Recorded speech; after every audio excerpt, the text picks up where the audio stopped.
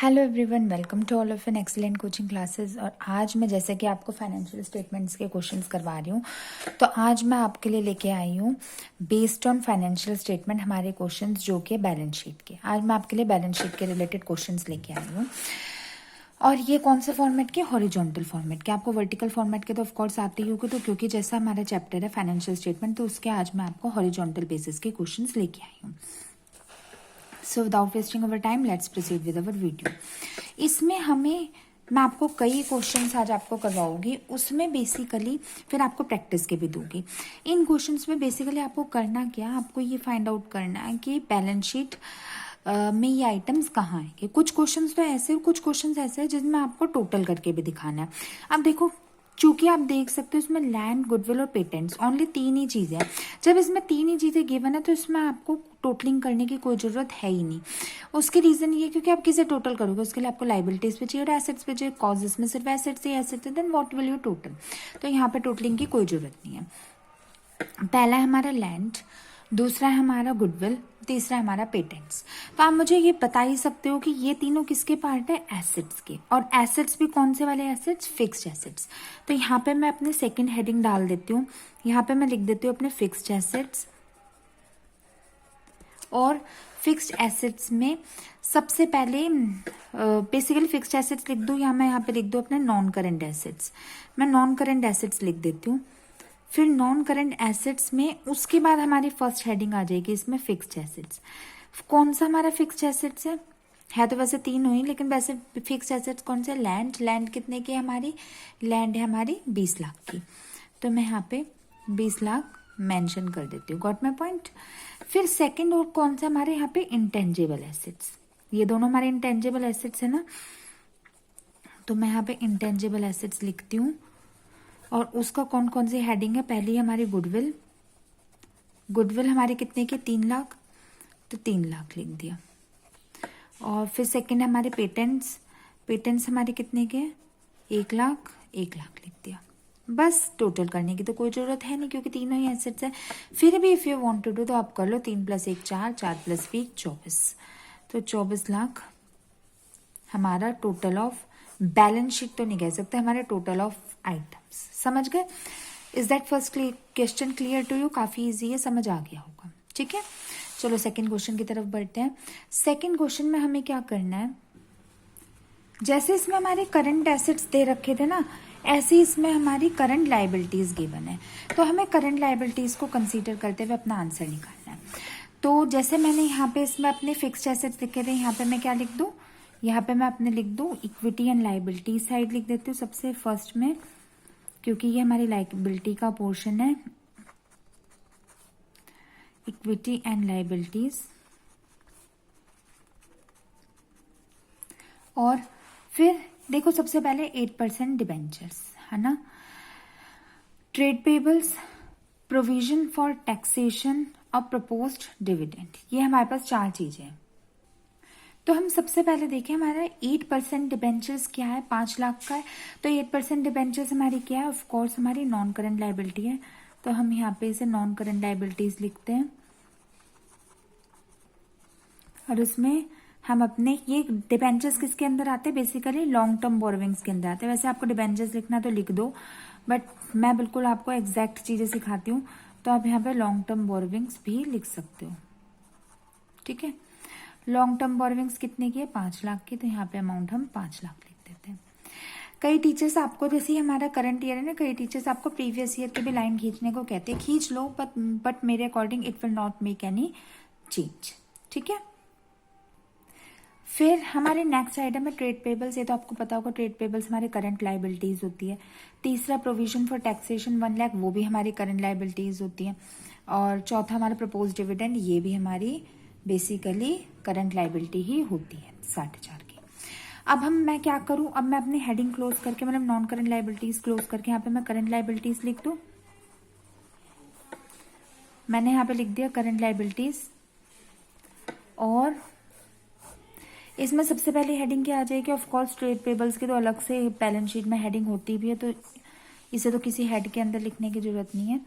Trade payables लिख दिया, वो कितने के? 1,50,000 के। तो मैंने यहाँ पे 1,50,000 लिख दिया। अब इसके बाद हम अपना सेकंड देखेंगे तो प्रोविजन फॉर टैक्सेशन आ जाएगा हमारा। प्रोविजन फॉर टैक्सेशन को हम अपने शॉर्ट टर्म प्रोविजंस में भी लिख सकते हैं, बट आपको ऐसे लिखना है, then no problem. Provision for taxation हो जाएगा हमारा 1 लाख का।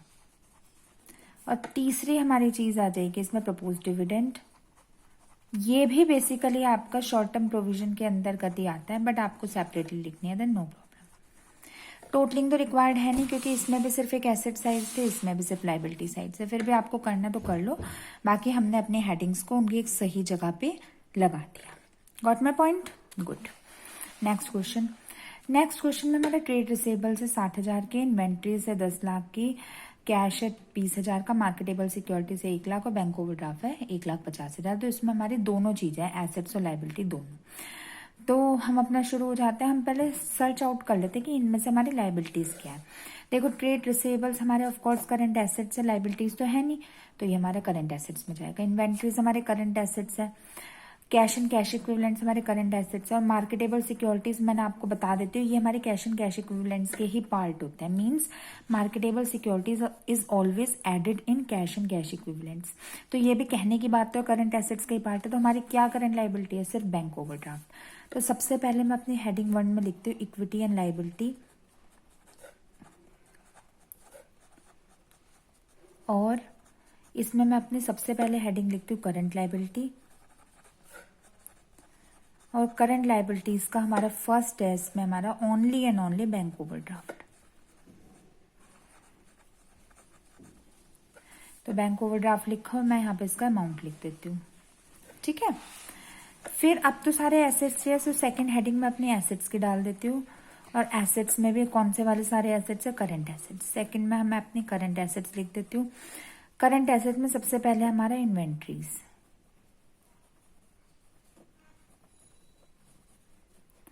तो इन्वेंट्रीज हमारी कितनी है? 10 लाख की। तो हम अपने लिख देते हैं 10 लाख। और एक तो मैं गोल्डन रूल और बता दो, रूल है या एक बात मान लो, इन्वेंट्रीज हमेशा, अगर आपके क्वेश्चन में इन्वेंट्रीज और ट्रेड रिसेबल्स दोनों गिवन है, तो हमेशा इन्वेंट्रीज को ट्रेड रिसेबल के प्रायर मतलब उसके ऊपर ही लिखो। पहले इन्वेंट्रीज लिखो, बाद में ट्रेड रिसीवेबल्स लिखो। Just a suggestion, otherwise no problem, कोई ऐसी प्रॉब्लम नहीं है, बट एक सजेशन है।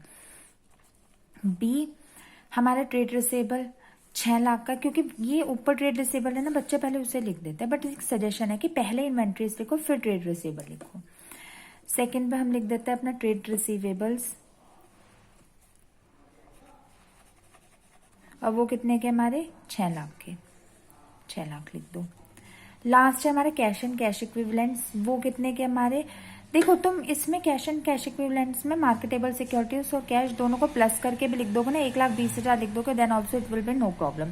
और अलग से लिखना है तो अलग से लिख दो, लेकिन मैं साथ में लिख देती हूँ बिकॉज एक मेरे पास स्पेस नहीं है। और दूसरी बात ये है कि आते भी है, दोनों साथ में है। कैश एंड कैश इक्विवेलेंट्स में मैं 1,20,000 को प्लस करके लिख दूंगी, जो कि हो जाएगा हमारे 1,20,000। That's all. हमने अपनी प्लॉटिंग कर दी चीज़ों की। अब मुझे बताओ माय डियर स्टूडेंट्स कि आपको क्या इन क्वेश्चंस में कोई डाउट है? अगर है तो मेरे से प्लीज पूछ लेना, अपने कोई भी डाउट को डाउट मत रखना। और अगर नहीं है तो अब मैं एक आपको बड़ा क्वेश्चन करवाती हूँ। तो छोटे वाले थे, अब मैं आपको एक बड़ा क्वेश्चन करवाती हूँ। इसमें आपको टोटलिंग भी करनी होगी, जैसे अभी तक तो आपको टोटलिंग रिक्वायर्ड नहीं थी, बट इस क्वेश्चन में आपको टोटलिंग भी करनी होगी। तो लेट्स स्टार्ट। एक बार क्वेश्चन को रीड आउट कर लेते हैं। Trade payables 1,60,000, propose dividends 1,20,000, provision for tax 40,000, share capital 12 lakh, deferred tax liability 30,000, general reserve 3 lakh, balance of statement 2,60,000, tangible fixed asset 17,30,000, trade receivable 4 lakh और प्रोविजन फॉर डाउटफुल डेब्ट 20,000। इसमें आपको प्रॉपरली आंसर मैच करना है लाइबिलिटी और एसेट साइड का। तो start करते हैं। सबसे पहली हेडिंग तो हमारी इक्विटी एंड लाइबिलिटीज ही आ जाएगी, है ना।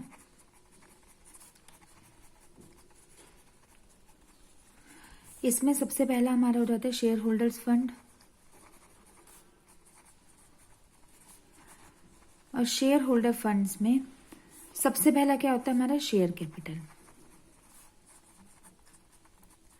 हम अपने शेयर कैपिटल को देखते हैं। इसमें हमारी शेयर कैपिटल कितनी है? 12 लाख की। टिक करते रहना जो चीज हो जाए। हमने शेयर कैपिटल लिया और 12 लाख को हमने यहाँ पे लिख दिया अपने अमाउंट को, और मैंने टिक कर दिया क्योंकि ये मेरा हो गया। ठीक है।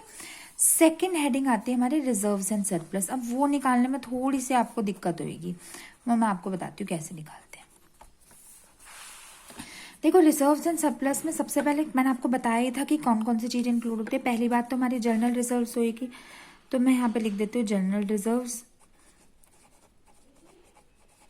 और क्या अमाउंट है उसका 3 लाख। ठीक है। फिर सेकंड चीज देखो बैलेंस ऑफ स्टेटमेंट, यानी स्टेटमेंट ऑफ P&L अकाउंट, जो मैंने आपको इससे पहले करवाए थे, सारे सॉल्यूशन करवाए थे, उसका क्रेडिट बैलेंस है। क्रेडिट मतलब पॉजिटिव बैलेंस, अगर डेबिट बैलेंस होता तो नेगेटिव बैलेंस होता। अगर प्रॉफिट मतलब स्टेटमेंट ऑफ P&L हमें हमारा प्रॉफिट शो कर रहा है, तो ये हमारा अगर क्रेडिट बैलेंस है ना, तो हम इसे प्लस कर देंगे, तो ये हमारा प्लस 2,60,000 हो जाएगा, और हमारा जो रिजर्व का हो जाएगा वो हो जाएगा हमारा 5,60,000। तो ये हमारा 5,60,000 हो जाएगा, और ये हमारा रिजर्व्स एंड सरप्लस का बैलेंस होगा। कई बच्चे क्या करते हैं ना, सेपरेटली लिख लेते हैं, बट सेपरेटली मत लिखो बच्चों, क्योंकि जर्नल रिजर्व्स को ना साथ में निकालना होता है। अब अगर यहाँ पे क्रेडिट की जगह डेबिट बैलेंस होता है, तो आप इसमें से इसको माइनस कर देते हैं, आंसर 40,000 आ जाता है। समझ गए? तो रिजर्व्स एंड सरप्लस में हम अपना क्या लिख दे, 5,60,000। ठीक है बच्चों। फिर इसके बाद हमारी, अब हम देखते हैं हमारी नॉन करंट लाइबिलिटीज और क्या है। सेकंड हेडिंग इसके बाद आती है नॉन करंट लाइबिलिटीज। और कुछ तो देख लो इसमें नहीं है ना, ना और कुछ तो हमारा शेयर कैपिटल का आइटम नहीं है, तो हम यहाँ पे अपना नॉन करंट लाइबिलिटी लिखते हैं। और नॉन करंट लाइबिलिटीज में अब देखते हैं क्या, ट्रेड रिपेबल्स करंट है, current liability, propose dividend current liabilities, provision for tax current liability, फिर टेंजेबल फिक्स एसेट्स, एसेट लिखा तो एसेट्स है, trade receivable current assets, provision for doubtful डेब्ट हमारी करंट लाइबिलिटी। तो हमारा इसमें से क्या है, देखो डिफर्ड टैक्स लाइबिलिटी, अगर आप लोगों ने बैलेंस शीट याद की है तो आपको पता होगा कि डिफर्ड टैक्स लाइबिलिटी हमारी नॉन करंट लाइबिलिटी होती है, और अगर नहीं की तो जाओ जाके कर लो, टिक कर लेते हैं हम। डिफर्ड टैक्स लाइबिलिटी लिखते हैं अपनी नॉन करंट लाइबिलिटी के अंदर, डिफर्ड टैक्स लाइबिलिटी, क्या अमाउंट है इसका 30,000, 30,000 यहाँ पे लिख दो। ठीक है। फिर इसके बाद थर्ड आइटम क्या आता है, वो होता है हमारी करंट लाइबिलिटी। हमने करंट लाइबिलिटीज लिखा। अब देखो इसमें हमारे क्या क्या करंट लाइबिलिटीज है। पहला तो ऑफकोर्स हमारा ट्रेड पेबल्स है, तो ये ट्रेड पेबल्स पर टिक करके मैं 1,60,000 लिख देती हूँ। Trade payables 1,60,000। फिर सेकंड इसमें क्या होता है हमारा शॉर्ट टर्म प्रोविजन। अब शॉर्ट टर्म प्रोविजन की हेडिंग के अंतर्गत ये 3-4 चीजें आती हैं, जो कि मैं आपको बताती हूँ कौन कौन सी। देखो शॉर्ट टर्म प्रोविजन में सबसे पहले आता है हमारा प्रोविजन फॉर टैक्स। कितना हमारा प्रोविजन फॉर टैक्स 40,000। मैं यहाँ पे लिखती हूँ प्रोविजन फॉर टैक्स और अमाउंट लिख देती हूँ 40,000। Got my point. दूसरी इसमें चीज आती है हमारे प्रपोज डिविडेंड। प्रपोज डिविडेंड होता है हमारा 1,20,000, तो यहाँ पे मैं प्रपोज डिविडेंड लिखती हूँ, वो हो जाएगा हमारा 1,20,000। फिर उसके बाद हमारी तीसरी चीज आती है प्रोविजन फॉर डाउटफुल डेब्ट।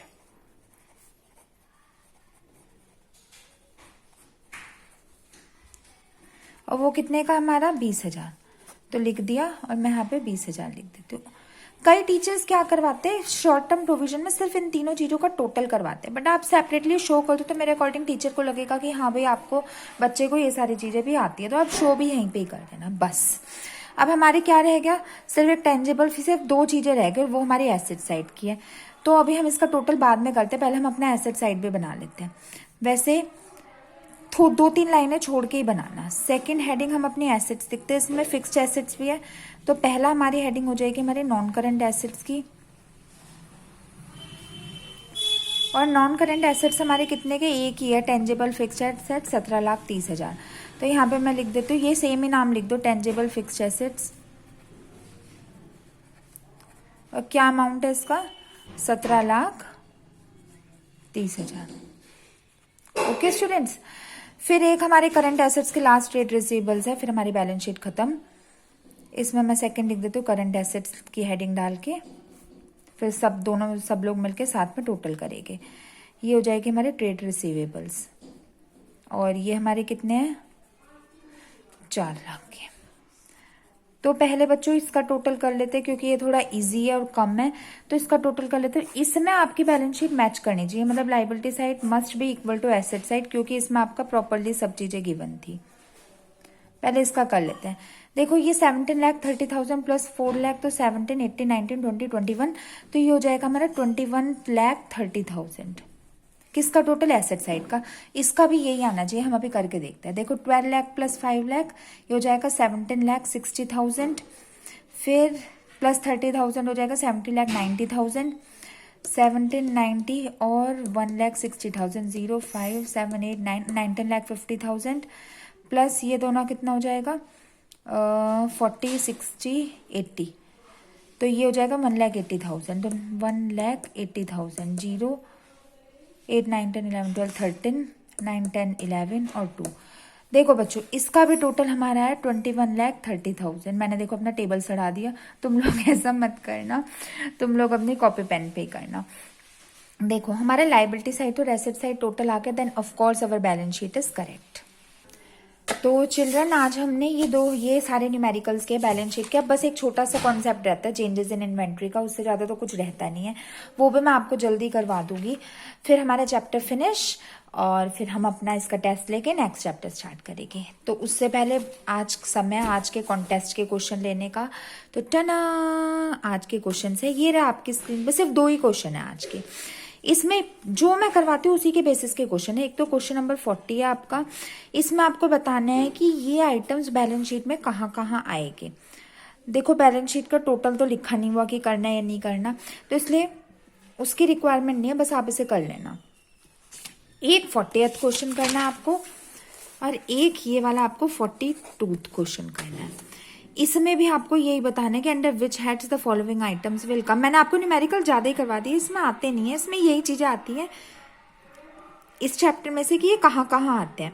सेकंड ये करना है, सिर्फ 2 क्वेश्चन है 42 और 40। Pause the video to note it down, video को रोक लो लिखने के लिए और इसे मुझे करके जल्द से जल्द सेंड करना टेलीग्राम पे, और अगर आपको कोई डाउट हो तो मेरे से पूछ लेना। तो चलो ओके स्टूडेंट्स, फिर आज की वीडियो में इतना ही। होपफुली सो आपको आज की वीडियो का कॉन्सेप्ट समझ आया होगा, और फिर भी अगर आपके दिमाग में कोई डाउट हो तो मेरे से पूछ लेना, और चैनल को सब्सक्राइब तो आप लोग कर ही दोगे और बेल आइकन को भी दबा दोगे, जिससे आप कोई भी न्यू नोटिफिकेशन मिस ना कर पाओ। ओके स्टूडेंट्स, फिर मिलते हैं अपने नेक्स्ट वीडियो में। Till then goodbye and thank you so much, do it well, all the best.